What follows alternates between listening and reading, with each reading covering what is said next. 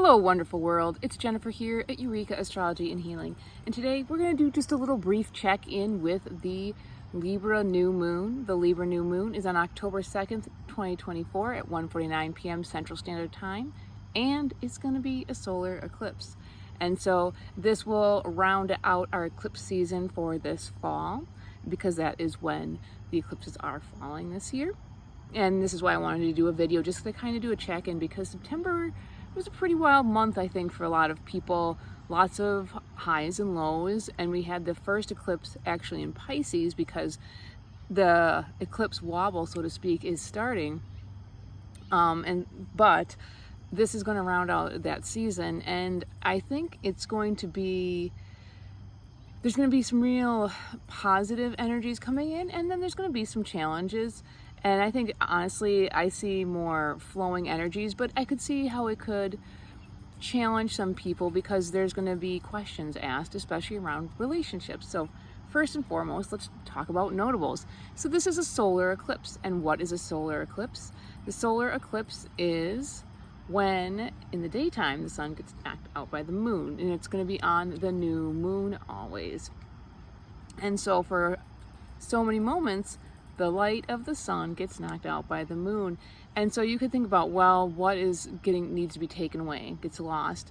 And at the same time, it's interesting on how the moon's not illuminated like it is at a full moon, but it's out in the daytime, kind of like the emotions are out. They're just out and bare, and there's no other darkness to hide in, even though it's creating darkness. So you could say this eclipse is, causing, hidden emotions that need to come out, or they could be a little bit heavier or darker for some people. Especially, it depends on where this falls in your chart. Some people, it's going to just be a passing thing. For others, it could really greatly impact your chart, and this is why it's so important to understand your chart a little bit if you're trying to follow astrology, because it's going to sound vague if you don't know what your sun and your moon is, or even the degree, because what I'm talking about are on certain degrees. We don't have to go into it within the wheel of the zodiac wheel. And so if you find out, oh, my sun is at 19 degrees and this eclipse is at 19 degrees, well, actually the eclipse is at 10 degrees. Say it was at 10 degrees. First of all, if it was the same, that would be your birthday. Like you're a Libra at 10 degrees. It's going to impact you more than it would, say, if you're a sign that doesn't get heavily aspected by this. So it's important to know your chart. You'll really know where and what part of your life and area it'll happen, and knowing that it could just be stronger. It doesn't mean necessarily anything's bad, because things end and things come. And so that's another thing to say about the eclipses. They're trying to shake loose and let go of things that are done. And now we don't always like that. And so in this case, like generalizing with Libra, so Libra represents a lot of things. Mainly, I feel like it does have a connection with relationships relating to. It rules the house, the sixth house, and it's not the same thing. But Libronians really love to get out and socialize and connect with people. It can be a little surface, meaning they're not trying to get into the deepest corners of a person's soul, but they are enjoying moving around, talking, being amongst other people. So that's one of the energies. And so I often think about with the Libra new moon, where we, in this case with the eclipse, like, what do we need to let go of with relationships? And this could be very, broad. It could be somebody else in your life who's dealing with a relationship. It's like, say, a family member. It could be you directly. And really at the core, you have to ask yourself, really, it all starts within, right? Like, all relationships actually start from within. And so if you aren't having healthy boundaries with yourself, how are you going to have them with other people? And that's kind of one of the things I saw with some of the aspects. It's like, are we really giving healthy boundaries for ourselves and for our dreams within these relationships? Somehow we can't quite figure out how to put them together. Like, we're having this vision, and maybe we even over idealize, but with this aspect, it's like, I'm going to bring in a little bit of sobriety to it. Like, but how do you bring it into your life? How can you bring in a stable dream, so to speak, or vision of relationships into your life while still having some good base boundaries? So that's one thing that I can definitely see here. finding beauty and balance. Libra brings beauty and peace and harmony. So if there's something in your life where you don't have a lot of harmony or peace, this means that you may need to let something go to get there. But remember, so I'm talking about things letting go, letting go, letting go, drop, drop, drop.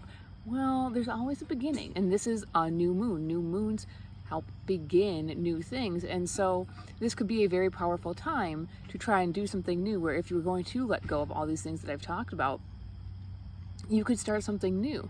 Now, I would say if you're going to do a new moon ritual, try and do it a couple of days, at least like 3 days maybe, after the eclipse. Sometimes eclipses, it's a little too powerful, so to speak, unless you're really trying to cut something. I mean, if that new moon ritual is like, I am ending a toxic relationship with myself and another person, and you are ready for the changes that could bring, go for it. It's going to be impactful.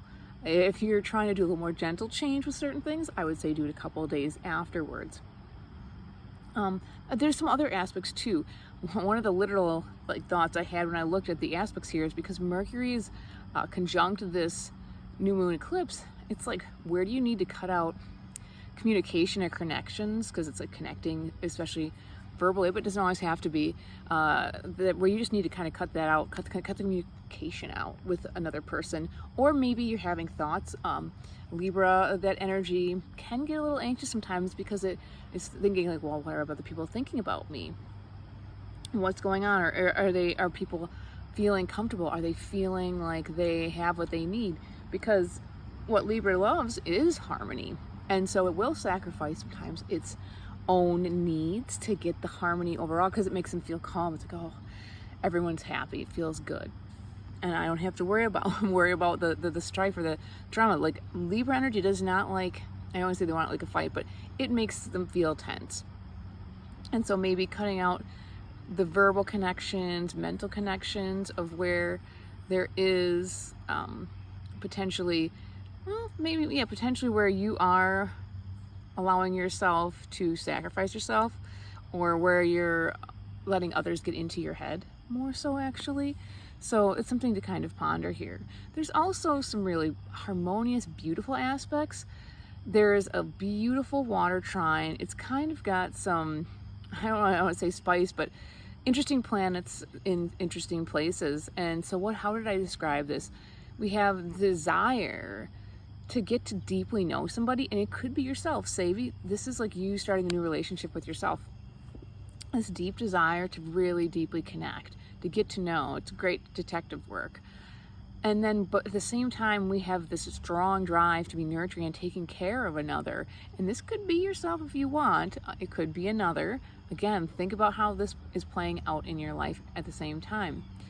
But at the same time, there's also this beautiful aspect to bringing in a dream, to that, bringing out the dream almost of the cosmic connection. Somehow, like, getting to know somebody deeply, maybe it's yourself, and nurturing it helps you create a solid foundation with spirit and source, and realizing that we're not separate from nature, from everything.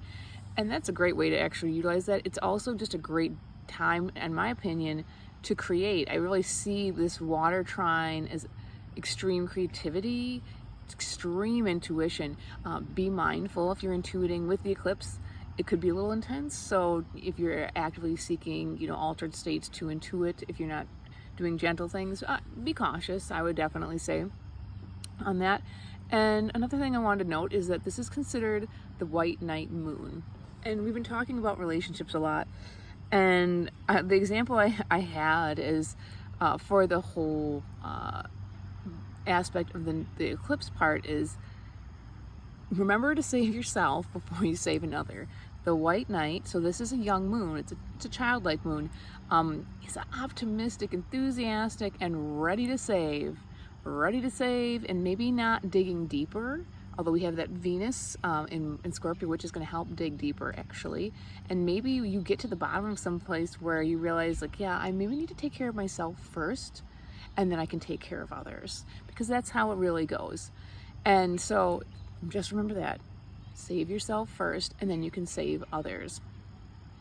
With that, that's just a really quick glimpse into this eclipse. It's going to be more impactful for some people, for sure. And as everyone knows, especially in America, energies are getting heightened with our political scene, but also for most of the people, we live in a climate where, not everybody, it's coming towards winter. And so even though the plants are really calm, I mean, there's traffic going around and there's lots of humans making noises, everything's kind of quiet. Like the insects are chirping, but the plants are getting ready to go under.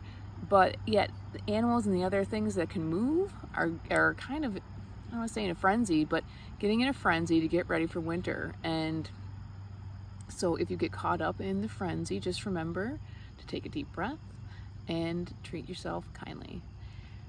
And with that, if you like what I'm doing, hit like, subscribe. You can check out my website, Eureka Astrology and Healing. I do astrological consultations, herbal consultations, and soon I will begin to start doing shamanic practice work.